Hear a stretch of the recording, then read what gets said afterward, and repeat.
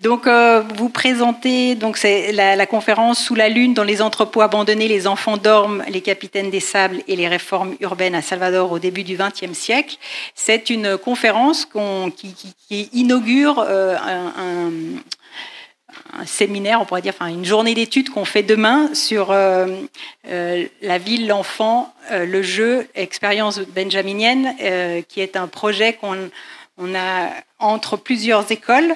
C'est un projet qui est porté par l'école d'architecture de Marseille, mais qui rassemble des enseignants et des étudiants, donc évidemment de l'école de Marseille, mais aussi la faculté d'architecture de l'université de Salvador de Bahia et l'école d'architecture de Zurich, pour travailler autour de cette notion de Spielraum. On le travaillera demain plus en détail, mais pour le dire très rapidement, c'est l'espace de jeu, l'espace de liberté, la marge de manœuvre, un terme qu'utilise Walter Benjamin dans certains de ses textes, pas forcément lié à l'enfance, mais nous, on a réfléchi à ce terme-là autour de son livre « Enfance berlinoise vers 1900 ». Et donc, chacun des enseignants, on a construit des enseignements en dialogue avec cette œuvre et ce penseur de la modernité du début du XXe. Et les résultats des travaux qu'on a fait avec les étudiants, ils seront visibles, on espère, bientôt sur la page web que Igor, ici présent, Igor Queiroz, nous créera sur la page web du laboratoire urbain à Salvador de Bahia. Donc, ce soir, on reçoit Dilton de Almeria, qui est professeur à la faculté d'architecture de l'université de Salvador de Bahia et qui est co-coordinateur du laboratoire urbain et du réseau recherche Cronologia do Pensamento Urbanístico. Je ne sais pas si on peut dire chronologie, chronologie de la pensée urbanistique. Ces recherches, elles explorent la transdisciplinarité entre urbanisme, histoire et littérature, avec un accent sur les expériences urbaines et les récits littéraires qui traversent la vie des villes, leurs urgences, leurs catastrophes et les transformations à travers le temps. Donc, au travers de l'œuvre Les Capitaines des Sables de Jorge Amado, qui est contemporain de Walter Benjamin. Et il va montrer comment ce livre, finalement, c'est une cartographie poétique et critique de Salvador de Bahia et qui traite aussi de ces transformations, finalement, urbaines durant les premières décennies du XXe siècle. Dont je ne vais pas tout dévoiler, donc je te laisserai, mais il fait quelques parallèles avec l'œuvre de Walter Benjamin, mais surtout, il se base sur l'œuvre de Jorge Amado, qui est donc un écrivain brésilien. Et tous les deux, au fait, finalement, ils cartographient les tensions et les images oniriques de ces deux villes, Berlin et Salvador de Bahia, qui sont tiraillées par la modernité à un moment donné. Et alors, je remercie énormément Sylvie Debs qui a pris la traduction consécutive au pied levé suite à d'un collègue qui devait s'en charger, mais malheureusement ne peut pas être avec nous. Et finalement, avant de vous donner la parole, remercier donc toutes les institutions qui ont permis cette rencontre, cette coopération internationale soutenue par le ministère de la Culture, le laboratoire Architecture, Ville, Urbanisme, Environnement, une unité mixte de recherche du CNRS, le laboratoire Architecture, Anthropologie, qui est à Paris-la-Villette, dans l'école d'architecture de Paris-la-Villette, et la faculté d'architecture de Salvador de Bahia. Voilà, et pour cette petite introduction, mais je préfère vous laisser la parole et pas monopoliser plus. Alors à vous, la parole est à vous. Merci. Boa noite a todas e todos. Primeiro agradecer a Nádia, agradecer a Sylvie pela tradução e a Enza e a todas as instituições. Eu estou muito feliz de estar aqui hoje representando o Laboratório Urbano e a Faculdade de Arquitetura da UFBA. E é um prazer apresentar essa conferência para esse evento depois de alguns meses de preparação e encontros que foram super ricos. Bonsoir à tous. Je voudrais d'abord remercier donc votre présence, la traduction et puis toutes les institutions donc, qui ont permis cette rencontre. Donc, je suis très content de partager ce moment avec vous ce soir. Et après, effectivement, de nombreux dialogues et d'échanges pour arriver à le sujet que je vais traiter ce soir. Bom, Geralmente eu gosto mais de improvisar o texto, mas pela tradução eu vou me permitir a ler. E começar dizendo que essa apresentação ela parte dessa aproximação de duas obras literárias escritas em momentos quase simultâneos, que é a Infância em Berlim, por volta de 1900, do Walter Benjamin, cuja última versão datada é de 1938, já que foram várias as versões que ele foi compondo e recompondo e enviando, e Capitães de Areia foi publicado em 1937 do escritor brasileiro Jorge Amado e foi traduzido desde então para mais de 48 idiomas. Bon, généralement, j'ai l'habitude d'improviser un petit peu plus, mais là, pour faciliter la traduction, donc je vais rester un peu plus près du texte de ma conférence. Donc, cette présentation est fondée sur le rapprochement de deux œuvres littéraires écrites à la même époque, Enfance à Berlin vers 1900 de Walter Benjamin, c'est la dernière version, date en fait de 1938, et Capitaine des Sables de l'écrivain brésilien Jorge Amado, qui a été publié en 1937 et qui a été traduit dans plus de 48 langues. Então, propomos aqui um entrecruzamento fragmentário, no qual a sensibilidade narrativa de Benjamin ilumina as camadas do tempo e da memória, enquanto a fabulação de Amado se afirma como gesto de organização política. Não se trata de alinhar experiências, mas de explorar as tensões e reverberações que atravessam, de modos distintos, a infância e a cidade. Nous proposons ici un entrelacement fragmentaire dans lequel la sensibilité narrative de Walter Benjamin éclaire les couches du temps et de la mémoire, tandis que la fabulation de Jorge Amado s'affirme comme un geste d'organisation politique. Il ne s'agit pas d'aligner les expériences, mais d'explorer les tensions et les réverbérations qui traversent, de façon distincte, l'enfance et la ville. É nesse terreno de aproximação que ambas as obras, embora distintas em forma, se oferecem como lentes críticas dos processos de modernização urbana, a partir da infância, onde memória, expériência e transformação se entrelaçam em fricção. C'est dans ce champ d'approximation que les deux œuvres, bien que différentes dans leur forme, s'offrent comme des lentilles critiques des processus de modernisation urbaine à partir de l'enfance, où la mémoire, l'expérience et la transformation s'entrecroisent dans la friction. Em Infância em Berlim, Benjamin mobiliza sua própria memória, não como evocação nostálgica, mas como operação crítica, que por meio de imagens sensíveis investiga a infância como forma histórica e elabora uma imaginação coletiva a partir de sua experiência. Dans Enfance à Berlin, Walter Benjamin mobilise sa propre mémoire, non pas comme une évocation nostalgique, mais comme une opération critique qui, par le biais d'images sensibles, étudie l'enfance en tant que forme historique et élabore un imaginaire collectif à partir de son expérience. No livro, textos curtos e anacrônicos irrompem e desestabilizam o pretenso curso linear de uma vida, fazendo aflorar camadas latentes da experiência infantil, ainda presente na vida adulta do próprio Benjamin.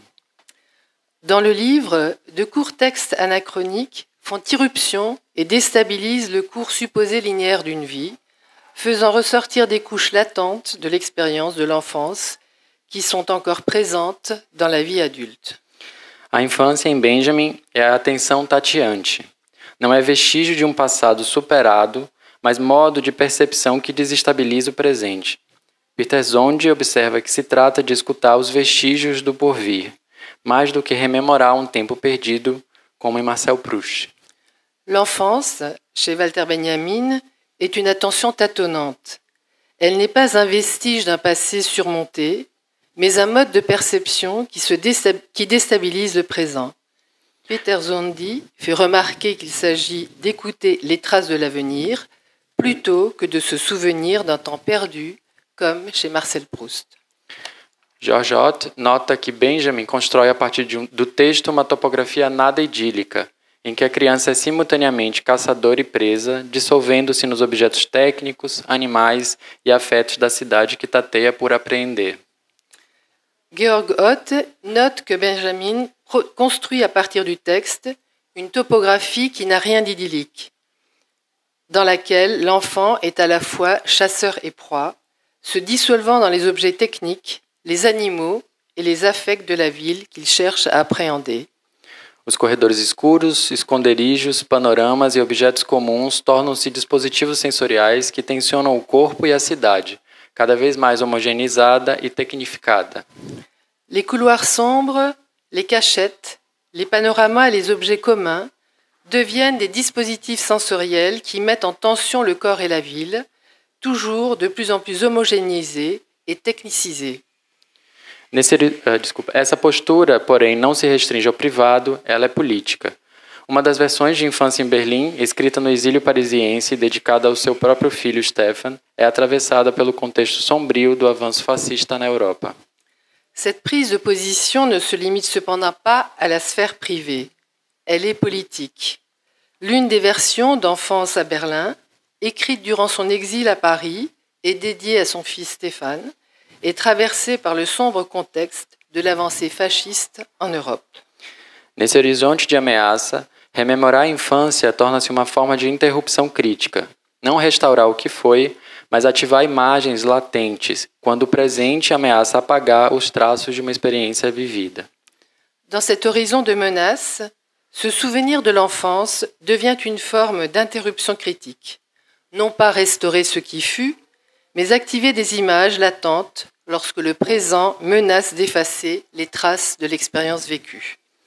Como escreveu pouco antes de sua morte, articular historicamente o passado significa apoderar-se de uma recordação tal como ela relampeja no momento de um perigo.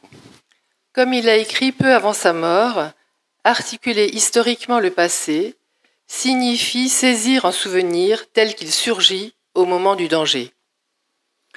Diferente de Benjamin, que parte de suas próprias memórias, Capitães de Areia, de Jorge Amado, volta-se para outra experiência situada, a infância órfã e marginalizada das crianças abandonadas que o autor teria conhecido e convivido quando repórter policial das ruas de Salvador nos anos de 1920. Contrairement à Benjamin, qui part de ses propres souvenirs, Capitaine des Sables de Jorge Amado se tourne vers une autre expérience située. L'enfance orpheline et marginalisée des enfants abandonnés que l'auteur aurait connus et avec lesquels il aurait vécu en tant que reporter de la police dans les rues de Salvador dans les années 1920.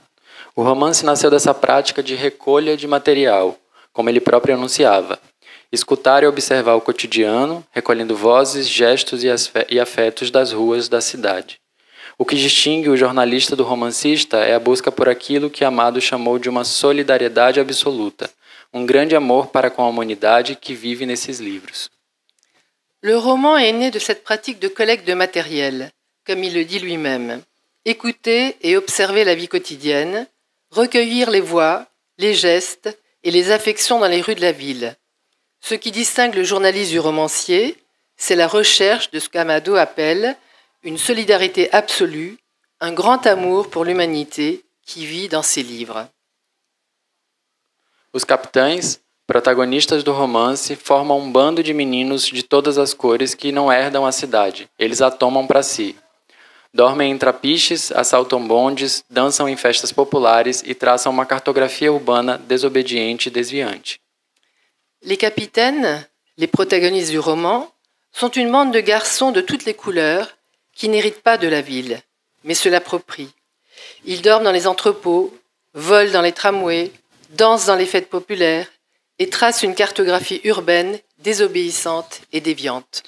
A cidade que emerge é marcada por desigualdades e repressões, mas também por gestos de reapropriação e alianças.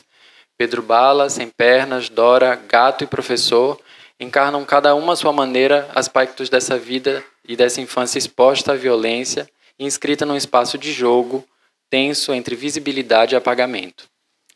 La ville qui émerge est marquée par les inégalités et les répressions, mais aussi par des gestes de réappropriation et des alliances. Pedro Bala, Sem Pernas, Dora, Gato et Professor incarnent chacun à leur manière des aspects de cette enfance exposée à la violence et inscrite dans des espaces de jeu tendus entre visibilité et effacement. Entre as Berlins e Salvador, evocadas por Benjamin Amado, não buscamos paralelismo, geográfico ou biográfico, mas uma constelação crítica em ambos. A cidade moderna é campo de disputa e a infância índice ela mesma de sua ruína e possibilidade. Entre le Berlin et le Salvador évoqués par Benjamin et Amado, nous ne chercherons pas de parallèle, ni géographique, ni biographique, mais une constellation critique. Dans l'un et l'autre, la ville moderne est un champ de dispute et l'enfance elle-même un indice de sa ruine et de sa possibilité. A seguir, eu apresento 7 chaves que ensaiam leituras fragmentárias de Capitães de Areia. Sem pretensão de totalidade ou síntese, cada uma dessas chaves opera como gesto de aproximação, tateante e incompleto, que reescreve a infância como imagem crítica da cidade moderna. Donc, pour poursuivre, je vais vous présenter 7 clés qui présentent des lectures fragmentaires de Capitaine des Sables. Sans prétendre à la totalité ni à la synthèse, chaque clé fonctionne comme un geste d'approximation, tâtonnant, incomplet, qui réinscrit l'enfance comme une image critique de la ville moderne. A primeira chave é cartas à redação ou arquivos de exclusão. Donc voilà la première lettre. Capitães de Areia inaugura sua narrativa com um gesto crítico-fabulativo.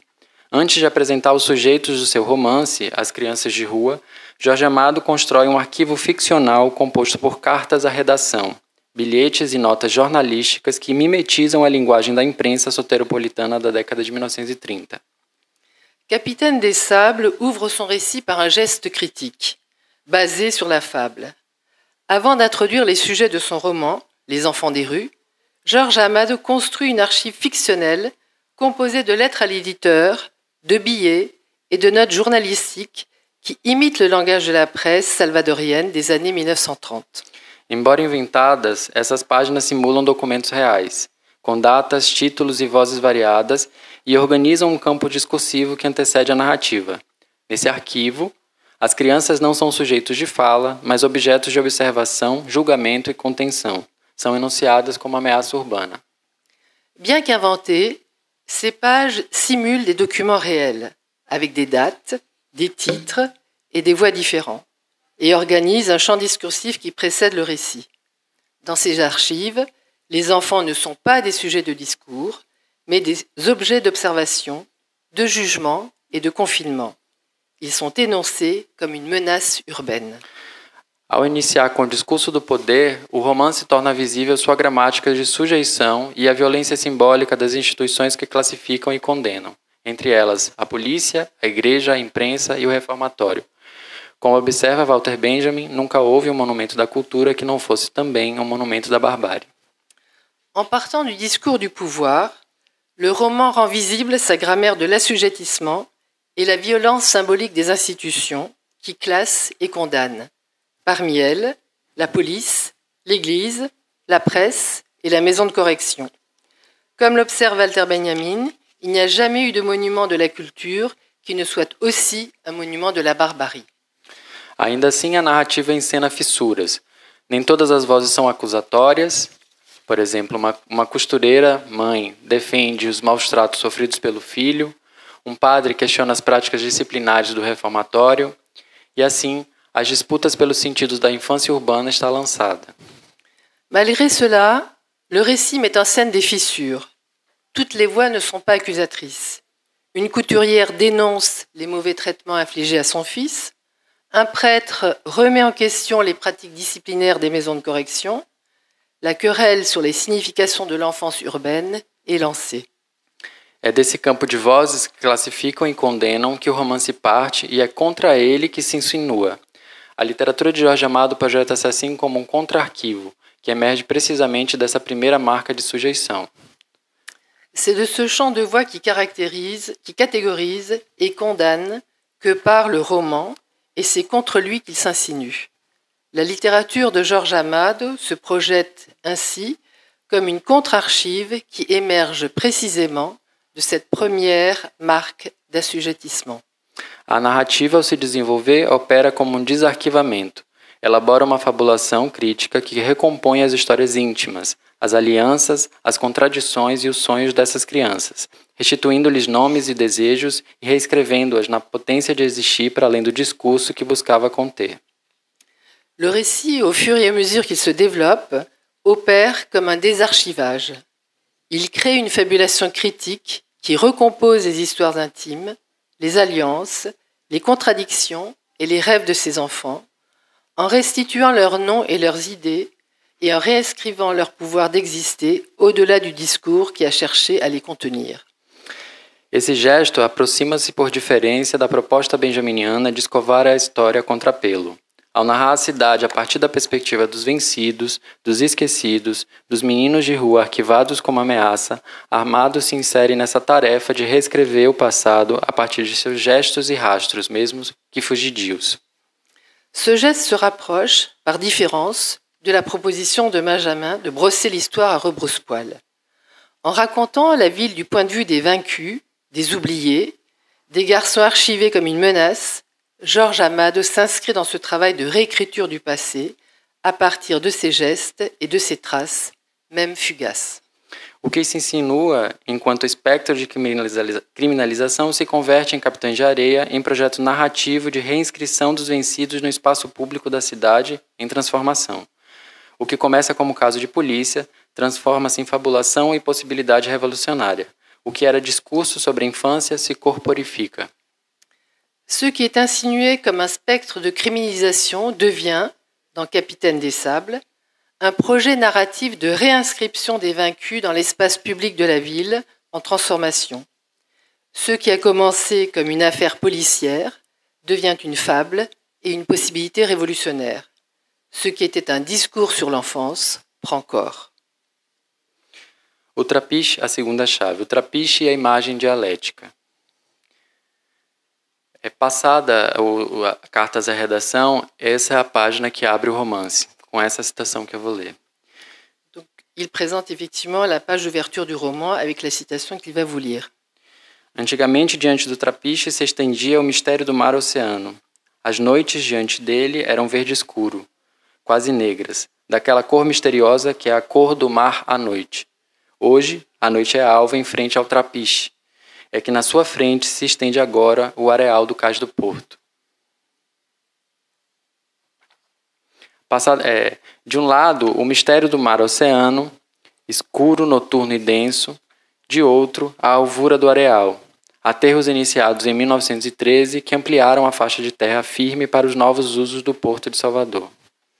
Donc, d'une part, le mystère de la mer Océane, sombre, nocturne et dense.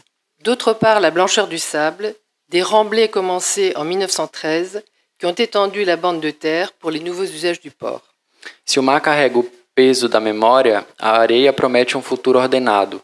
Amado observa, por baixo da ponte não há mais rumor de ondas, a areia invadiu tudo, fez o mar recuar de muitos metros. Aos poucos, lentamente, a areia foi conquistando a frente do trapiche.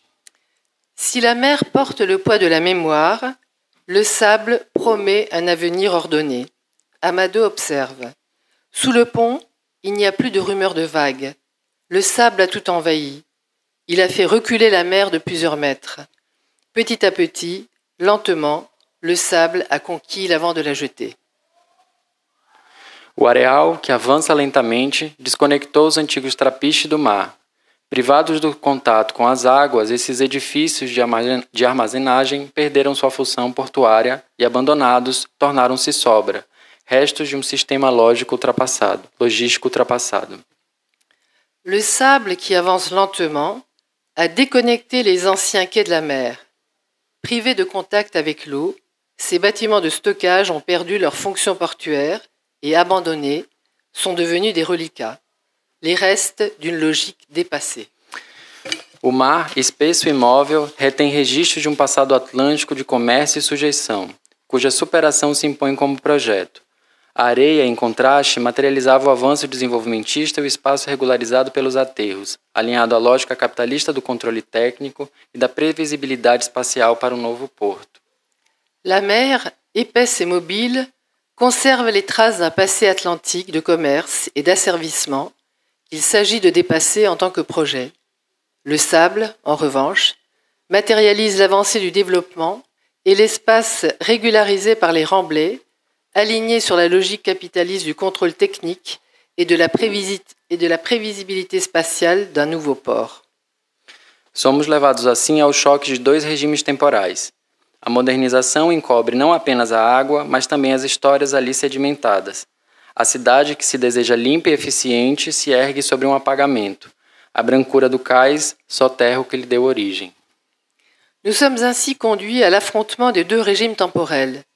La modernisation recouvre non seulement l'eau, mais aussi les histoires qui y sont sédimentées. La ville qui se veut propre et efficace se construit sur un effacement. La blancheur de la jetée érode ce qui la fait naître. Contudo, nem tudo desaparece. No centro dessa superfície de pretensa homogeneidade persiste um resíduo, o trapiche abandonado, o imenso casarão, mancha negra na brancura do cais, diz Jorge Amado. Mais tout ne disparaît pas. Au centre de cette surface supposée homogène, un résidu persiste. Les entrepôts abandonnés, l'immense maison, une tache noire sur la blancheur du quai, dit Amado. É precisamente nessa mancha, sem qualquer aura, que os capitães de areia encontram abrigo. Nesse ponto cego da modernização, nesse espaço residual, inscreve-se a infância marginalizada. O casarão, de telhado ruído, por onde a lua se insinua, acolhe o sono coletivo de meninos abandonados de todas as cores e de idades variadas. C'est précisément dans cet endroit, sans aucune aura, que les capitaines des sables trouvent refuge. Dans cet angle mort de la modernisation, dans cet espace résiduel, s'inscrit l'enfance marginalisée. La grande maison, au toit délabré, à travers lequel brille la lune, accueille le sommeil collectif des enfants abandonnés de toutes les couleurs et d'âges variés. Essa ocupação é mais do que material, é dialética. A mancha torna-se o ponto em que dois tempos colidem, não como sucessão linear, mas como fricção. É o que Walter Benjamin define como imagem dialética. Não é que o passado lança sua luz sobre o presente, ou que o presente lança sua luz sobre o passado, mas a imagem é aquilo em que o ocorrido encontra o agora num lampejo, formando uma constelação. Cette occupation est plus que matérielle, elle est dialectique. La tâche devient le point de collision de deux temps, non pas comme une succession linéaire, mais comme une friction. C'est ce que Walter Benjamin définit comme une image dialectique. Ce n'est pas que le passé éclaire le présent, ou que le présent éclaire le passé, mais l'image est celle où ce qui s'est passé rencontre le présent en un éclair, formant une constellation. A cidade moderna, nesse instante, deixa de ser destino para se tornar fratura. A infância inscrita na ruína não é figura de um tempo anterior, mas lampejo de uma outra possibilidade, como se o que ainda está em construção já carregasse o sinal de uma ruína iminente ou sua sublevação. À ce moment-là, la ville moderne cesse d'être une destination pour devenir une fracture. L'enfance, inscrite dans la ruine, n'est pas une figure du temps passé, mais un aperçu d'une autre possibilité. Comme si ce qui est encore en construction portait déjà le signe d'une ruine imminente ou de sa sous-évaluation. O casarão sobrevivente torna-se signo de uma história subterrânea. Habitados pelos meninos, reativo urbano como campo de tensão, disputa e reinvenção. A brancura tecnicista do areal não os absorveu. Ela os cerca, mas não os dissolve. La grande maison qui subsiste devient le signe d'une histoire souterraine. Habitée par les garçons, elle réactive l'urbain comme champ de tension, de dispute et de réinvention. La blancheur technique du sable ne les a pas absorbés, elle les entoure, mais ne les dissout pas. A contrapelo da modernização que buscava contê-los são as crianças, vagalumes de contrapoder que assumem o comando do areal. Invadindo ruínas e reinventando sentidos, inscrevem-se como imagem crítica, condensando o que Benjamin denominava como Spielraum, um espaço de manobra que reabre a narrativa do progresso. Face à la modernisation qui cherche à les contenir, ce sont les enfants, lucioles du contre-pouvoir, qui prennent le contrôle de la plage. Envahissant les ruines et réinventant les significations, ils s'inscrivent comme une image critique, condensant ce que Benjamin appelle le Spielraum, un espace de manœuvre qui rouvre le récit du progrès. A terceira chave, o areal e o surto modernizador. Salvador é uma cidade assentada sobre uma falha geológica. A divisão entre cidade alta e cidade baixa, marcada pela escarpa, organizou sua lógica espacial e política desde sua fundação no século XVI. No alto, o poder administrativo e religioso, e embaixo, o porto e o comércio popular. Salvador est une ville construite sur une faille géologique. La division entre la ville haute et la ville basse, marquée par l'escarpement, a organisé sa logique spatiale et politique depuis sa fondation au XVIe siècle. En haut, le pouvoir administratif et religieux, en bas, le port et le commerce populaire. O porto articulava entrepostos de exportações e abastecimento alimentar. Até o século XIX, a Cidade Baixa consolidou-se como zona de abastecimento, conectando a cidade ao comércio atlântico e ao interior do estado. Parte desse território foi sendo progressivamente, desde o século XVI, aterrado para a construção de armazéns e mercados. Le port était une plaque tournante pour les exportations et l'approvisionnement en denrées alimentaires. Jusqu'au XIXe siècle, la ville basse a été consolidée en tant que zone d'approvisionnement, reliant la ville au commerce atlantique et à l'intérieur du pays. Une partie de ce territoire a été progressivement comblée pour construire des entrepôts et des marchés. Nessa imagem, a parte cinza é a cidade alta de Salvador. E sobre o mar, a gente vê uma sucessão dos aterros em várias das gradações desse verde. Donc sur cette image, la partie que vous voyez en gris, c'est la partie élevée de Salvador, et en bas, vous avez donc la mer avec les différents remblais qui sont présentés. Em 1861, o Cais das Amarras, com uma nova alfândega, modernizou a zona portuária sem eliminar suas estruturas flexíveis. Trapiches privados, pontes e pequenas embarcações que sustentavam a vida cotidiana. En 1861, le quai d'amarrage, avec une nouvelle douane, a modernisé la zone portuaire sans éliminer ses structures flexibles. Les quais privés, les ponts, les petits bateaux qui soutenaient la vie quotidienne. Contudo, no início do século XX, essas formas passaram a ser consideradas inadequadas frente aos imperativos técnicos e urbanos do período, tendência que se afirmaria decisivamente sob o governo de J.J. Seabra, José Joaquim Seabra, a partir de 1912. Cependant, au début du XXe siècle, ces formes sont considérées comme inadaptées aux impératifs techniques et urbains de l'époque, une tendance qui s'affirmera de manière décisive sous le gouvernement de Seabra à partir de 1912.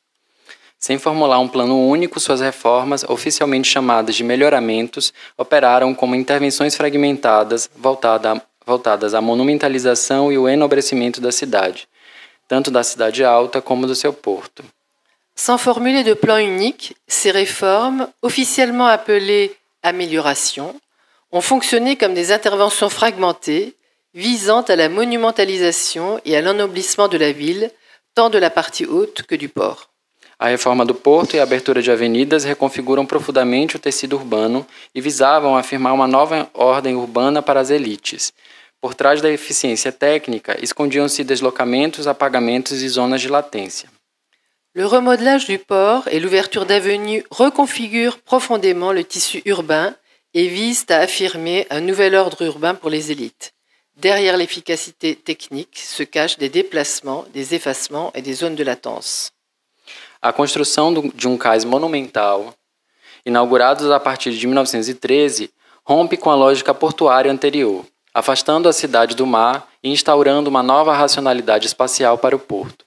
Embora os aterros iniciados nesse período tenham levado décadas para se efetivar e permanecerem por muito tempo como vazios urbanos sem ocupação efetiva.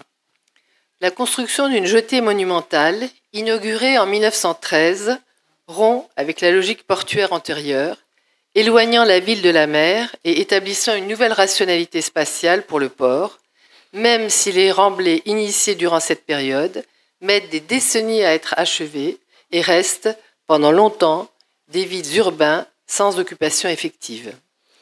O vasto areal, resultante dos aterros para melhoramentos do cais, ainda sem função definida, permanecia como um espaço em suspenso, um entretempo entre o porto antigo e a cidade por vir. É nesse interstício que Jorge Amado situa sua narrativa.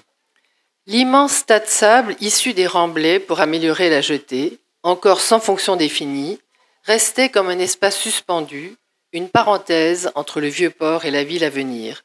C'est dans cet interstice que Jorge Amado situe son récit.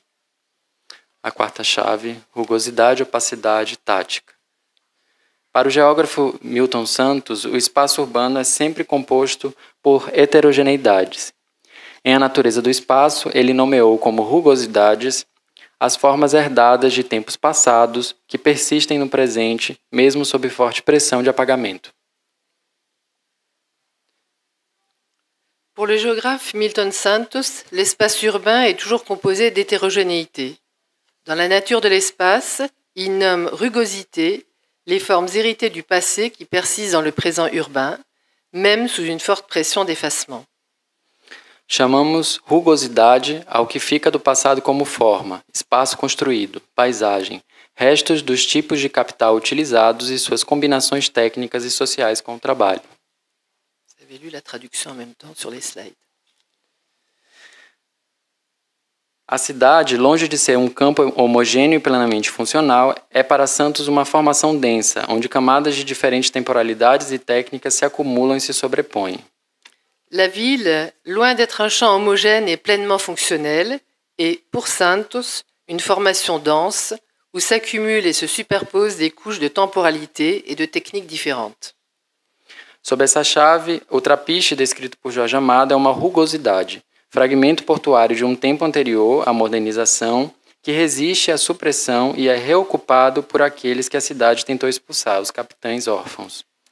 Dans cette optique, la jetée décrite par Amado est une rudesse, un fragment de port d'une époque antérieure à la modernisation, qui résiste à la répression et est réoccupé par ceux que la ville tente d'expulser, les capitaines orphelins. A socióloga brasileira Ana Clara Torres Ribeiro aprofunda a leitura de Milton Santos ao definir a rugosidade como o acúmulo de tempos que interfere na disputa por projetos de cidade. Essas camadas herdadas, segundo ela, são ambíguas. Podem tanto sustentar brechas para racionalidades alternativas, quanto pode perpetuar formas de dominação. La sociologue Ana Clara Torres Ribeiro approfondit la lecture de Milton Santos en définissant la rugosité comme une accumulation de temps qui interfère dans la dispute sur les projets urbains. Ces couches héritées, selon elle, sont ambiguës. Elles peuvent à la fois soutenir des lacunes pour des rationalités alternatives et perpétuer des formes de domination. A rugosidade é, portanto, um campo cronotópico, que articula o tempo e o espaço como um campo de disputa. E é nesse ponto que se articula com outro conceito desenvolvido pela autora, também a partir de Milton Santos, a opacidade. La rugosité est donc un champ chronotopique de controverse. Et c'est à ce point qu'il s'articule avec un autre concept développé par l'auteur, également à partir de Milton Santos, l'opacité. Ao contrário dos espaços luminosos, legíveis, organizados, estetizados, os espaços opacos recusam a transparência exigida pela racionalidade técnica. Eles não se oferecem ao mapeamento, mas se impõem como enigma. O espaço opaco instaura o enigma da invisibilidade do muitíssimo visível. Contrairement aux espaces lumineux, lisibles, organisés, esthétisés, les espaces opaques refusent la transparence exigée par la rationalité technique. Ils ne s'offrent pas à la cartographie, mais s'imposent comme une énigme. L'espace opaque établit l'énigme de l'invisibilité du très visible. O trapiche, ocupado pelas crianças, mais do que uma ruína, é um espaço opaco. Não é totalmente invisível ou totalmente invisibilizado, pois joga com, manobra e se recusa a caber nas formas hegemônicas da visibilidade. Les entrepôts occupés par les enfants, plus qu'une ruine, sont un espace opaque. Ils ne sont pas complètement invisibles ou rendus invisibles parce qu'ils jouent avec, manœuvrent et refusent de s'insérer dans les formes hégémoniques de la visibilité. Michel de Certeau, em A Invenção do Cotidiano, distingue entre estratégias, formas de ação que partem de um lugar de poder e que definem campos próprios de atuação, e táticas, práticas improvisadas, inventadas por aqueles que não têm lugar próprio, que atuam no espaço do outro, fazendo uso do tempo e da ocasião. Michel de Certeau, dans l'Invention du quotidien, distingue les stratégies, formes d'action qui partent d'un lieu de pouvoir et qui définissent leur propre champ d'action, et les tactiques, pratiques improvisées, inventées par ceux qui n'ont pas de lieu propre, qui agissent dans l'espace des autres en utilisant le temps et l'occasion. A tática é a arte do tempo. Ela não se impõe, mas infiltra. Não se estabiliza, mas desvia. É uma prática menor, mas capaz de subverter silenciosamente a ordem dominante, como uma espécie de jogo e de improviso. Vous aviez la traduction simultanée. As crianças de Jorge Amado não ocupam o trapiche ou o areal como quem toma posse de um território. Elas o usam. o transformam, o habitam segundo outras lógicas. Essa apropriação não é total, mas insurgente, subversiva justamente por não se deixar fixar. Les enfants d'Amado n'occupent pas la jetée ou le banc de sable comme s'ils prenaient possession d'un territoire. Ils l'utilisent, le transforment, l'habitent selon d'autres logiques. Cette appropriation n'est pas totale, mais insurgée, subversive, précisément parce qu'elle ne se laisse pas fixer. A ocupação do trapiche, nesse sentido, é uma prática cotidiana, uma tática de sobrevivência e de reinvenção urbana a partir do jogo. A experiência da infância do Capitães de Areia não apenas habita esse espaço, mas o reconfigura. A mancha não é vestígio passivo, mas marcativa de uma outra cidade em disputa. Ela condensa tempos, materialidades e formas de vida. É rugosa, opaca e tática. Sua permanência no meio do areal não é um acidente, é uma insistência, uma sobrevida. L'occupation de la jetée, en ce sens, est une pratique quotidienne, une tactique de survie et de réinvention urbaine par le jeu. L'expérience de l'enfance des capitaines non seulement habite cet espace, mais le reconfigure. La tâche n'est pas une trace passive, mais une marque active d'une autre ville en litige. Il condense les temps, les matérialités, les formes de vie. C'est rugueux, opaque et tactique. Sa permanence au milieu du sable n'est pas un accident. C'est une insistance, une survie. Contra a cidade plenamente visível e administrada, ela inscreve uma outra cartografia feita de restos. Ali, onde o progresso quis instaurar a homogeneidade, o romance planta um foco dissidente de memória coletiva, a possibilidade de um desvio. Contre la ville pleinement visible et administrée, elle inscrit une autre cartographie, faite de vestiges. Là où le progrès cherchait à établir une homogénéité, le roman plante un foyer dissident de mémoire collective, la possibilité d'une déviation. A quinta chave, a Le Gang et la Ville Nomade. Se em Infância em Berlim a criança rememora individualmente a cidade em busca de uma dimensão social, em Capitães de Areia ela se organiza em bando. Trata-se de uma infância em coletividade feita de alianças precárias, códigos próprios, astúcias compartilhadas. Não são meninos quaisquer, são capitães, não de navios, mas do areal. Não governam sobre os outros, mas sobre si mesmos. Capitães de um território instável e liminar, onde o abandono se converte em política e o afeto em tática cotidiana. Si, dans Enfance à Berlin, l'enfant se souvient individuellement de la ville à la recherche d'une dimension sociale, dans Capitaine des Sables, il s'organise en groupe. C'est une enfance passée dans une communauté, faite d'alliances précaires, de codes uniques et de ruses partagées. Ce ne sont pas des garçons comme les autres, ce sont des capitaines, non pas de navires, mais de sable. Ils ne règnent pas sur les autres, mais sur eux-mêmes. Capitaines d'un territoire instable et liminal, où l'abandon devient politique et l'affection devient tactique quotidienne. Pedro Bala não se apresenta como líder isolado, mas como figura de articulação entre as narrativas dos capitães. Filho de um operário morto em greve, herda do pai o destino insubmisso. Sua trajetória se aproxima do imaginário do banditismo. O nome evoca velocidade e o rastro fugidio dos foras da lei. Pedro Bala ne se présente pas comme un leader isolé, mais comme une figure d'articulation entre les récits des capitaines. Fils d'un ouvrier tué en grève, il hérite du destin rebelle de son père. Sa trajectoire est proche de l'imagerie du banditisme. Le nom évoque la vitesse et la trace fugace des hors-la-loi. O bando, formado por sujeitos deslocados, traça linhas de fuga que recusam a gramática estatal. Volta Seca, capitão que sonha entre o trapiche e o sertão, entre os capitães e o bando de Lampião, corporifica afinidades subterrâneas com formas diversas de rebelião popular do imaginário brasileiro. Le groupe, formé d'individus déplacés, trace des lignes de fuite qui refusent la grammaire de l'État. Volta Seca, un capitaine qui rêve entre la jetée et le sertão, entre les capitaines et la bande de Lampião, incarne des affinités souterraines avec diverses formes de rébellion populaire dans l'imaginaire brésilien. Ao longo do romance, o bando sugere um movimento que tende à organização coletiva mais organizada, culminando numa possibilidade revolucionária, a greve. No entanto, A potência política do romance não se limita a esse desfecho. Ainda antes da greve, os capitães de areia já corporificam. Tout au long du roman, la bande suggère un mouvement qui tend vers une organisation collective plus organisée, aboutissant à une possibilité révolutionnaire, la grève. Cependant, la puissance politique du roman ne se limite pas à ce dénouement. Même avant la grève, les capitaines de sable l'incarnaient déjà.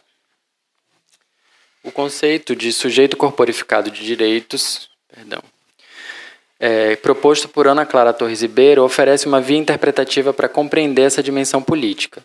Para Ribeiro, o sujeito não é uma abstração jurídica, mas uma entidade concreta, situada, cuja existência material é também campo de luta. Le concept de sujet de droit incarné, proposé par Ana Clara Torres Ribeiro, offre une manière interprétative de comprendre cette dimension politique. Pour Ribeiro, le sujet n'est pas une abstraction juridique, mais une entité concrète, située, dont l'existence matérielle est aussi un champ de lutte. O corpo não é apenas suporte físico, mas veículo e expressão da luta por direitos reais, constituindo-se como uma força transformadora concreta no espaço urbano. Trata-se de uma ética coletiva que conecta sujeitos, lutas e espaços. Vous aviez la traduction de la citation. Assim, os capitães corporificam os direitos reais à cidade, ao espaço urbano e à própria existência, manifestos em múltiplas ações cotidianas e coletivas. Nesse território onde se entrelaçam a reprodução das desigualdades e as possibilidades concretas de elevação e transformação social, o urbano torna-se palco de ações corporificadas. Ainsi, les capitaines incarnent de véritables droits sur la ville, sur l'espace urbain et à l'existence elle-même, manifestés dans de multiples actions quotidiennes et collectives. Dans ce territoire où s'entremêlent reproduction des inégalités et possibilités concrètes d'élévation et de transformation sociale, l'urbain devient le théâtre d'actions incarnées. Nesse contexto, o bando também pode ser interpretado como uma máquina de guerra, no sentido formulado por Deleuze e Guattari em Mil Platôs. Mais do que violência ou conflito armado, a máquina de guerra designa uma forma de organização social exterior ao Estado que opera por desterritorialização e inventa linhas de fuga. Dans ce contexte, le gang peut également être interprété comme une machine de guerre, au sens formulé par Deleuze et Guattari dans Mille Plateaux. Plus que la violence ou le conflit armé, la machine de guerre désigne une forme d'organisation sociale hors de l'État qui opère par déterritorialisation et invente des lignes d'évasion. As crianças de Capitães de Areia são sujeitos nômades da cidade, movem-se nas brechas do urbano disciplinado, reinventam espaços abandonados e escapam aos dispositivos de controle. Sua potência não reside exclusivamente na tomada do poder, mas em operar fora dele, por meio da multiplicidade e de alianças. Les enfants des capitaines de sable sont des sujets nomades de la ville. Ils se déplacent dans les interstices de l'urbain, disciplinés, réinventent des espaces abandonnés et échappent aux dispositifs de contrôle. Leur pouvoir ne réside pas exclusivement dans la prise de pouvoir, mais dans le fait d'agir en dehors de celui-ci, par la multiplicité et les alliances. Não por acaso, o romance de Jorge Amado é citado em nota de rodapé de Mil Platôs.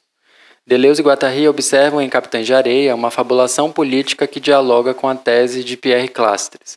Há organizações sociais que não apenas existem sem o Estado, mas se afirmam como recusa ativa aos seus mecanismos de captura. Ce n'est pas un hasard si le roman de Jorge Amado est cité dans une note de bas de page de Mille Plateaux. Deleuze et Guattari observent dans Capitaine des Sables une fable politique qui dialogue avec la thèse de Pierre Clastres. Il existe des formations sociales qui non seulement existent sans l'État, mais s'affirment comme un refus actif de ces mécanismes de capture. Ainda que o Estado tente capturar essa potência nômade, seja pela criminalização e repressão, seja pela caridade institucional, a máquina de guerra dos Capitães de Areia escapa. Ela produz um contraparelho, uma forma de vida coletiva que não se deixa traduzir pela linguagem jurídica ou disciplinar do urbanismo. Même si l'État tente de s'emparer de ce pouvoir nomade, que ce soit par la criminalisation et la répression, ou par la charité institutionnelle, la machine de guerre des capitaines s'échappe. elle produit un contre-appareil, une forme de vie collective qui ne peut être traduite par le langage juridique ou disciplinaire de l'urbanisme. O que se instala não é a ausência de política, mas outra política, outra ética, outra forma de luta. A recepção do livro no Brasil dos anos de 1930 revela o quanto essa força foi reconhecida e temida. Capitães de Areia foi acusado de propaganda comunista e milhares de exemplares foram queimados em praça pública por ordem da ditadura do Estado Novo. Ce qui est établi n'est pas l'absence de politique, mais une autre politique, une autre éthique, une autre forme de lutte. La réception du livre au Brésil dans les années 1930 révèle à quel point cette force était reconnue et crainte. Capitaine des Sables fut accusé de propagande communiste et des milliers d'exemplaires furent brûlés sur les places publiques sur ordre de la dictature de l'État nouveau. Não se tratava apenas de censurar o conteúdo narrativo, mas de suprimir uma imaginação política, onde crianças pobres e marginalizadas organizam coletivamente formas de vida à margem das normas. Mais do que crônica social, o romance torna-se cartografia da desobediência. A infância emerge como força política e a cidade como espaço aberto à reinvenção. Il ne s'agissait pas seulement de censurer le contenu narratif, mais de supprimer un imaginaire politique dans lequel les enfants pauvres et marginalisés organisent collectivement des modes de vie en dehors des normes. Plus qu'une chronique sociale, le roman devient une cartographie de la désobéissance. L'enfance émerge comme une force politique et la ville comme un espace ouvert à la réinvention. Ao amigo das crianças. Poucos leitores percebem que Capitães de Areia sugere, já em sua dedicatória ao educador Anísio Teixeira, nomeado como amigo das crianças, uma chave de caráter propositivo. Ao revelar a violência institucional, principalmente nos reformatórios, o romance abre um horizonte que vai além da marginalização e convoca o desejo por uma cidade capaz de acolher e educar sem punir. Peu de lecteurs se rendent compte que Capitaine des Sables suggère, déjà dans sa dédicace à l'éducateur Anísio Teixeira, surnommé l'ami des enfants, une clé prospective. En révélant la violence institutionnelle, principalement dans les maisons de redressement, le roman ouvre un horizon qui va au-delà de la marginalisation et appelle au désir d'une ville capable d'accueillir et d'éduquer sans punir. Essa possibilidade pedagógica, ainda incipiente à época do romance, só começaria a se institucionalizar nos anos seguintes de sua publicação. Em 1942, 7 anos após Capitães de Areia, cria-se o Escritório do Plano de Urbanismo de Salvador, EPUX, encarregado de planejar a cidade integrando infraestrutura e formação cidadã. No órgão, Mário Leal Ferreira, Diógenes Rebouças e, sobretudo, Anísio Teixeira delineavam um projeto que articulava educação e território, materialisado na proposta da Escola Parque. Cette possibilité pédagogique, encore balbutiante à l'époque du roman, ne commencera à s'institutionnaliser que dans les années qui suivront sa publication. En 1942, 7 ans après Capitaine des Sables, l'Office d'urbanisme de Salvador a été créé, chargé de planifier la ville en intégrant les infrastructures et l'éducation citoyenne. Dans cet office d'urbanisme, Mário Leal Ferreira, Diógenes Rebouças et surtout Anísio Teixeira ont esquissé un projet qui articulait éducation et territoire, matérialisé dans la proposition de l'école Parque. A Escola Parque foi pensada como um centro comunitário e expressa o deslocamento da escola disciplinar para uma arquitetura da experiência. Foi idealizada por Teixeira e projetada por Rebouças entre 1947 e 62 e encarna essa tentativa de articulação entre educação integral e cidade. Conçue comme un centre communautaire, elle exprime le passage d'une école disciplinaire à une architecture de l'expérience. L'école Parque, conçue par Teixeira et dessinée par Rebouças entre 1947 et 1962, incarne cette tentative d'articuler l'éducation intégrale et la ville.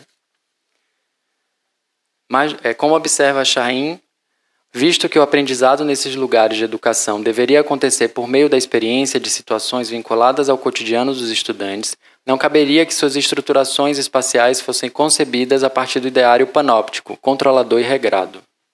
Comme l'observe Chahin, Puisque l'apprentissage dans ce contexte éducatif devrait se faire à travers l'expérience de situations liées au quotidien des étudiants, il ne serait pas approprié que leur structure spatiale soit conçue à partir de l'idéal panoptique, contrôlant e régulé. Mais do que espaço de instrução, a Escola Park se desenhava como um dispositivo urbano de socialização e de experiências. Sua proposta de educação integral exigia dos arquitetos soluções espaciais que se aproximassem das linguagens da arquitetura moderna, grandes vãos, plantas livres e integração com a cidade. Plus qu'un espace d'enseignement, l'école Park a été conçue comme un dispositif urbain de socialisation et d'expérience. Sa proposition d'éducation globale exigeait des architectes qu'ils proposent des solutions spatiales similaires au langage de l'architecture moderne. Grande portée, plan ouvert, intégration avec la ville. A escola se inseria na cidade não como um monumento, mas como extensão do comum, propondo-se como centro comunitário e como articulação efetiva entre a escola e o bairro. L'école a été insérée dans la ville non pas comme un monument, mais comme une extension de commun, se proposant comme un centre communautaire et comme un lien efficace entre l'école et le quartier. Apesar de concreta, ainda assim seria ingênua tomá-la como superação das condições denunciadas por Amado. Seu ideal utópico conviveu com limites e desigualdades territoriais, faltas de recursos e culminou com a interrupção do projeto educacional com o golpe militar de 1964, que cassou Anísio Teixeira e proibiu sua atuação pública. Bien que concret, il serait naïf de le considérer comme un dépassement des conditions dénoncées par Amado. Son idéal utopique coexistait avec des limites, des inégalités territoriales, un manque de ressources et culmina avec l'interruption du projet éducatif avec le coup d'État militaire de 1964 qui destitua Anísio de ses fonctions et interdit son activité publique. A Escola Park permaneceu como exceção, lampejo de uma cidade por vir que não chegou a se realizar para além de sua singular existência. L'école Park est restée une exception, un aperçu d'une ville à venir qui n'a jamais abouti au-delà de son existence singulière. Mesmo com propostas como a Escola Park, a modernização de Salvador empreendidas pelo EPUCS não deixou de reafirmar o viés tecnicista do planejamento integrado e da racionalização do território, reforçando as lógicas de exclusão e normatização que marcaram os projetos urbanos modernos. Même avec des propositions comme celle de l'école Park, la modernisation de Salvador entreprise par l'Office d'urbanisme de Salvador n'a pas manqué de réaffirmer le parti pris technique de la planification intégrée et de la rationalisation du territoire, renforçant la logique d'exclusion et de standardisation qui caractérisait les projets urbains modernes. Contudo, ao articular sua narrativa figura de Anísio Teixeira, Jorge Amado antecipa a possibilidade de outros arranjos urbanos e educativos, mesmo que ainda modernos. Capitães de Areia emerge justamente nesse limiar, no qual a experiência infantil se afirma, ainda que precariamente, como parte legítima do urbano. Cependant, en articulant son récit à la figure d'Anísio Teixeira, Jorge Amado anticipe la possibilité d'autres aménagements urbains et éducatifs, même s'il reste moderne. Capitaine des Sables émerge précisément à ce seuil où l'expérience de l'enfance s'affirme, bien que précairement, comme une partie légitime de l'urbain. A cidade do porvir. Ao longo dessa apresentação, tratamos a infância como imagem crítica para compreender as dinâmicas urbanas modernizadoras até a primeira metade do século XX. Diante das transformações recentes nas cidades globais, torna-se necessário retomar a infância como imagem também propositiva. Em Salvador, a produção contemporânea do espaço urbano é marcada por políticas de espetacularização e reconfigurações voltadas à eficiência, à circulação e à visibilidade internacional. Tout au long de cette présentation, nous traitons l'enfance comme une image critique pour comprendre les dynamiques urbaines modernisatrices jusqu'à la première moitié du XXe siècle. Au vu des transformations récentes des villes mondiales, il est nécessaire de revisiter l'enfance comme une image qui a également un but. À Salvador, la production contemporaine de l'espace urbain est marquée par des politiques de spectacularisation et de reconfiguration visant l'efficacité, la circulation et la visibilité internationale. A cidade torna-se vitrine enquanto o urbanismo tende à homogeneização estética e funcional.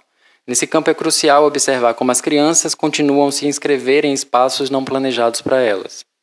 La ville devient une vitrine, tandis que l'urbanisme tend vers une homogénéisation esthétique et fonctionnelle. Dans ce domaine, il est crucial d'observer comment les enfants continuent de s'inscrire dans des espaces qui ne leur sont pas destinés. Embora raramente incluídas nas decisões, seus corpos ocupam, desviam e inventam táticas cotidianamente. Traçados improvisados, permanências não previstas e apropriações espontâneas indicam formas de uso que escapam à totalização técnica e enunciam outras racionalidades urbanas. Bien que rarement impliqués dans les décisions, leur corps occupe, détourne et invente des tactiques au quotidien. Des aménagements improvisés, des permanences imprévues et des appropriations spontanées indiquent des formes d'usage qui échappent à la totalisation technique et énoncent une autre rationalité urbaine. A cidade do porvir depende da capacidade de reconhecer, nas experiências infantis, um saber urbano que não se deixa capturar pelas métricas do progresso. Esse desafio vai além de imaginar cidades inclusivas. Exige reelaborar as possibilidades de urbanismos abertos à fabulação, à tática e à escuta. La ville à venir dépend de la capacité à reconnaître, dans les expériences de l'enfance, un savoir urbain qui ne peut être saisi par les mesures du progrès. Ce défi va au-delà de l'imagination des villes inclusives. Il nécessite de retravailler les possibilités d'un urbanisme ouvert au récit, à la tactique e à l'écoute.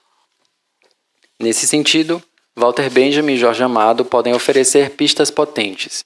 A infância como sensibilidade anacrônica que desestabiliza a homogeneização ou como forma de vida coletiva que reinventa espaços marginalizados. En ce sens, Walter Benjamin et Jorge Amado peuvent offrir des pistes puissantes. L'enfance comme sensibilité anachronique qui déstabilise l'homogénéisation ou comme forme de vie collective qui réinvente les espaces marginalisés. Reivindicar a infância é, portanto, reclamar o direito a uma cidade ainda por vir, menos como projeto totalizante e mais como constelação aberta.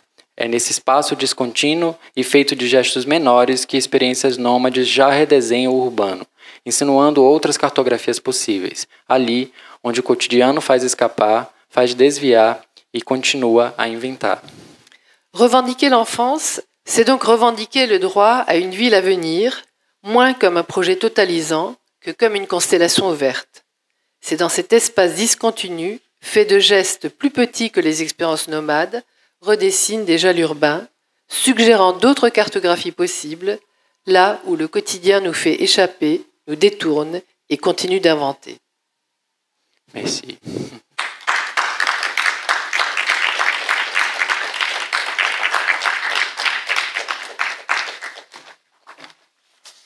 Oui, peut-être celui-là. Voilà. Merci beaucoup pour cette ouverture et qui donne de l'espoir. Et si on est attentif à ces petits gestes et pour cette ville future, voilà, ça nous donne vraiment envie de se replonger dans ces deux textes pour trouver ces pistes que tu as dessinées. Est-ce qu'il y a des questions dans le public, des envies de réaction? Merci beaucoup. Merci, c'était vraiment une très très très belle conférence.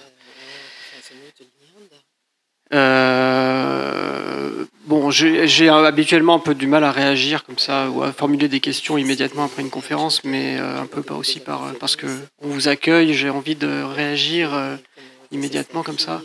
Donc je vais peut-être dire des choses un peu dans le désordre, mais déjà nous sommes à Marseille, une ville portuaire où le rapport entre la ville et le port constitue toute une histoire de transformation, de destruction, qui a eu un impact sur le destin des habitants.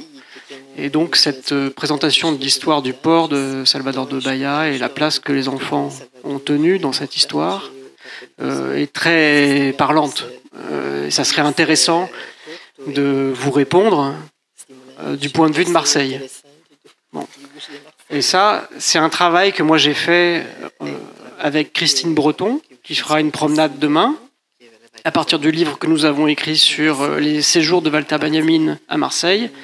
Et ce sur quoi nous avons travaillé, justement, c'est la manière dont Benjamin, c'est une sorte d'hypothèse ou de réflexion à partir des écrits de Benjamin sur Marseille, mais la manière dont Benjamin a perçu les transformations urbaines de Marseille, la destruction du centre-ville de Marseille, qui était liée à des projets de modernisation et de transformation du port. Et parmi les textes que Benjamin a écrits sur Marseille, il y en a un où il parle de la ville que ne voit pas le touriste, que le passant, celui qui va prendre son bateau, qui est juste de voyage, ne voit pas, qui est la ville des gens qui restent à Marseille, qui ne partent pas en voyage. Et au cœur de ce texte, il évoque la figure de l'enfant et il dit que seul celui qui a grandi dans cette ville peut vraiment la comprendre.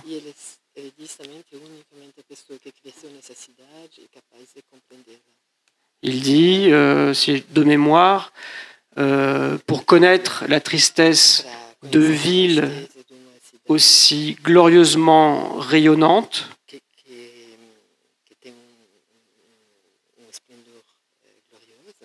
il faut y avoir été enfant. Et je crois que ce point de vue de l'enfant, qui bien sûr est développé dans Enfance berlinoise, apparaît aussi dans d'autres textes de Walter Benjamin, mais peut-être pour adopter ou s'interroger sur le point de vue d'enfants d'une autre classe sociale que la sienne, et dans un sens qui, à mon avis, rejoint le roman d'Amado dont vous avez parlé.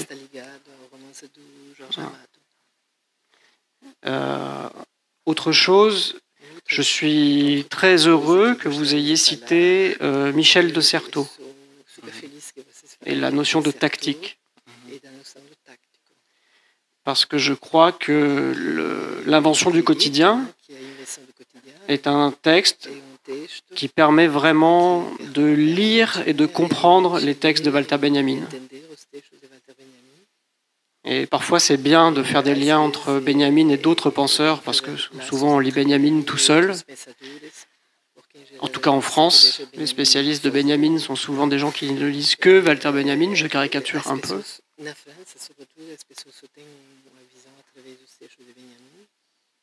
Et donc faire des liens avec d'autres philosophes, notamment le travail de Michel de Certeau, qui est très éclairant.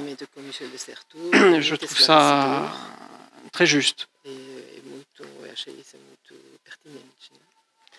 J'étais passionné, alors je ne vais pas monopoliser la parole peut-être, mais c'est juste pour vous dire, je vais peut-être dire une dernière chose. Cette notion de rugosité, j'ai trouvé ça très très intéressant. Mais pour une raison qui s'écarte peut-être un peu de l'univers de Walter Benjamin et de l'univers urbain, mais qui peut-être permet de tracer un chemin qui y revient. Le terme de rugosité, c'est le qualificatif qu'on employait en Angleterre au XVIIIe siècle, fin XVIIIe siècle, pour qualifier ce qu'il y avait de pittoresque dans le paysage. La qualité du pittoresque, qui est une qualité esthétique qui est développée au XVIIIe siècle par notamment William Gilpin, c'est la rugosité du paysage. Et il y a un texte de l'artiste américain Robert Smithson qui reprend cette théorie du pittoresque et cette qualité de rugosité pour la relier à la question du passage du temps et de ce qui résiste, ce qui se transforme dans le paysage. Et à partir de l'idée de la dialectique aussi. Il parle de paysage dialectique. Je ne vais pas rentrer dans le détail, mais il y a peut-être là une piste de recherche ou d'ouverture autour de ces questions de transformation urbaine, de passage du temps, de ce qui résiste, de ce qui survit, de ce qui se passe, de ce qui se transforme. Sachant que chez Robert Smithson, il y a l'idée de partir des ruines du capitalisme, des endroits détruits, pour les transformer en des œuvres d'art ou en des sites qui retrouvent une qualité qu'ils avaient perdue par la destruction liée au progrès. Et je termine avec une autre référence d'artiste américain, mais dans le texte de Jorge Amado, l'apparition de la lune dans l'ancien entrepôt me fait aussi penser à l'œuvre de Gordon Matta Clark, qui a ouvert un ancien entrepôt des quais de New York, et où il y a cette allégorie ou cette métaphore artistique d'un lieu d'usage qui devient une œuvre d'art et que peut-être un lieu d'utopie ou qui se réouvre à un possible une fois que ce lieu n'est plus lié à sa fonction technique. Voilà. Je m'arrête là, mais il y aurait encore beaucoup de choses peut-être dont on pourrait parler. Donc merci beaucoup, c'était vraiment... Et le diaporama est très très beau.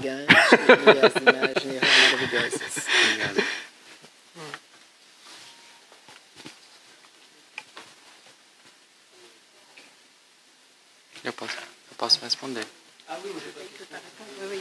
Pardon, c'est pas une question, c'est des remarques.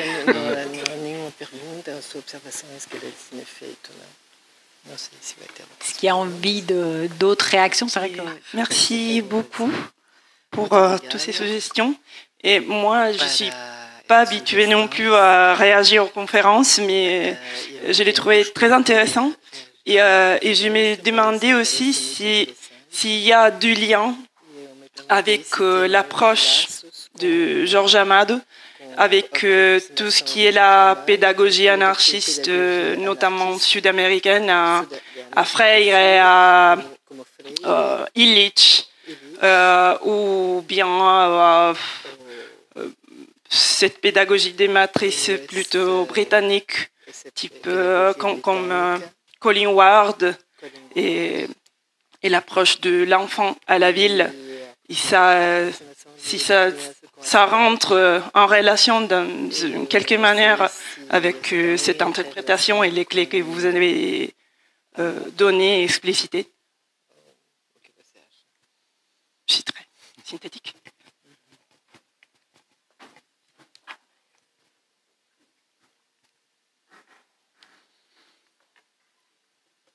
Posso falar? Vou reagir, então, agradecer as perguntas. Donc, je vous remercie pour vos questions.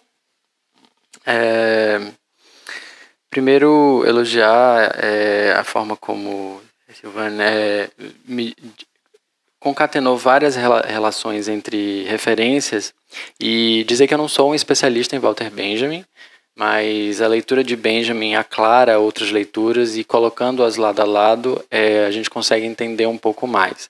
Donc merci Sylvain pour les éloges faits pour ma conférence, parce qu'effectivement le fait que j'ai associé à Walter Benjamin d'autres auteurs, hein, enfin comme vous l'avez fait, effectivement, permet d'éclairer le propos. Dizer, por exemplo, que outro caminho para a gente desdobrar essa conversa seria aproximar a noção de rugosidade com a porosidade. Une autre façon de continuer ce débat, ce serait d'associer la notion de rugosité à celle de porosité.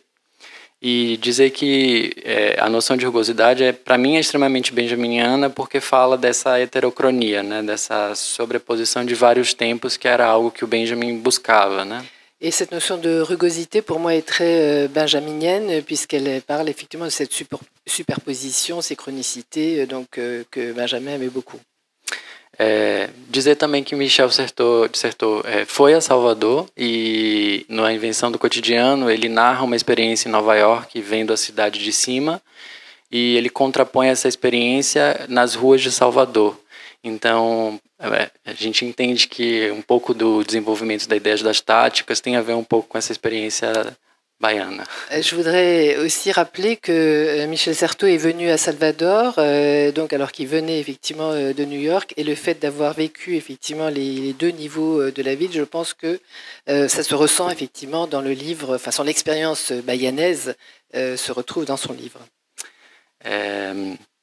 Sobre o pitoresco, eu acho que a noção de rugosidade ela não tangencia porque está muito mais próximo ao cotidiano e essas marcas que essas técnicas, né, que é a grande preocupação do Milton Santos, deixam no cotidiano das pessoas. Quant à la notion de pittoresque, je ne sais pas trop si on peut la rapprocher de rugosité, parce que pour Santos, effectivement, c'est plutôt des choses du quotidien quand il parle de rugosité. E sobre a Lua, eu acho que é uma imagem também que é algo também acho extremamente benjaminiano, a possibilidade que a técnica ou a ruína possibilita outras experiências. Ela é catastrófica, mas ela emerge outras possibilidades de experiência, como a Lua entrando dentro do trapiche, assim como o Gordon Matta Clark nos armazéns de Nova York. Quant à la Lune, pour moi aussi, je pense que c'est une notion extrêmement benjaminienne, puisque la Lune a justement cette capacité, même si on parle d'une chose catastrophique, lorsqu'elle intervient, elle peut effectivement la transformer en quelque chose de positif. Sobre a pergunta das pedagogias, Jorge Amado era comunista e ele se exilou em Paris e foi recebido pelos russos, e então a gente consegue cartografar um pouco essa relação com o anarquismo. En ce qui concerne effectivement la pédagogie, il faut dire que Jorge Amado était exilé à Paris, qu'il a eu beaucoup de contacts avec les Russes, et donc effectivement il est un peu lié à ce courant anarchiste. E talvez a experiência de Anísio Teixeira seja realmente a fundamental para Jorge Amado. Eu acho que as experiências de Paulo Freire são um pouco depois. A experiência de Anísio Teixeira na pedagogia é extremamente trágica, porque ele é caçado pela ditadura militar e ele morre em seguida em episódios ainda não explicados. En ce qui concerne la relation donc, à la pédagogie, il faut dire que Jorge Salvador était plus lié à Anísio Teixeira, puisque Paulo Freire arrive plus tard. Il faut dire que la vie de Anísio Teixeira était assez tragique. Il est mort dans des circonstances un peu obscures, pas connues, et il a été effectivement poursuivi par la dictature. E é um projeto particularmente interrompido, porque a Escola Parque ela chega a ser construída em Salvador e o outro exemplo de construção é em Brasília. Então, as superquadras de Brasília todas teriam escolas parques como essa. Então, era um direcionamento para uma imaginação pedagógica futura. Et donc son expérience était tragique puisqu'il y a eu que la construction de l'école Parc à Salvador, donc en 62, et il y a aussi eu une expérience à Brasilia, donc un quartier de Brasilia. Mais donc on aurait pu effectivement imaginer que ça se développe plus, mais malheureusement, il en a été empêché. Então eu acho que o Paulo Freire ele vai chegar um pouco depois, né, nessa constelação pedagógica. Donc Paulo Freire arrive après dans cette constellation pédagogique. É isso. Obrigado. Merci.